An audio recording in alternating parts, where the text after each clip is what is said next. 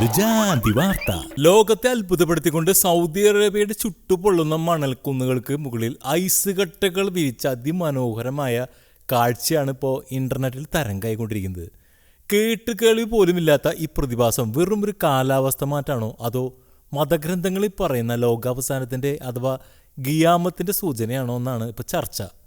Saudi അറേബ്യയിലെ Al Jouf മേഖലയുടെ ഉൾപ്രദേശങ്ങൾ രേഖപ്പെടുത്തിയ ചരിത്രത്തിൽ ആദ്യമായാണ് ഇത്തരമൊരു മഞ്ഞ് വീഴ്ച ഉണ്ടാകുന്നത്. കനത്ത മഴയ്ക്കും ആലിവർഷത്തിന് പിന്നാലെയാണ് പ്രദേശം മഞ്ഞങ്ങട്ട് മൂടിയത്.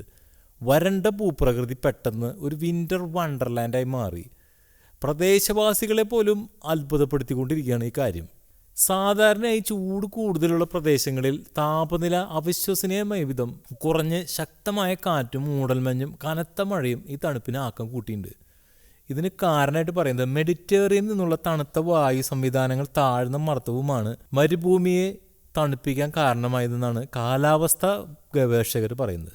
വെളുത്ത മരുഭൂമികളിൽ ഒട്ടകങ്ങൾക്കൊപ്പം മഞ്ഞുവീഴ്ച ആഘോഷിക്കുന്ന സൗദി നിവാസികളുടെ വീഡിയോകൾ സോഷ്യൽ മീഡിയയിൽ വൈറലായി കഴിഞ്ഞു. തബൂക്ക്, ജബൽ അൽ ലൗസ്, ഹൈച്ചൽ, ജൽ അൽ ഇയോഫ്, അൽ ജൗഫ്, UAE അതിർത്തിക്കടുത്തുള്ള മണൽക്കൂനകൾ എന്നിവിടങ്ങളിലെല്ലാം ഇങ്ങനെ മഞ്ഞ് പെയ്തുകൊണ്ട് ഇറങ്ങണ്.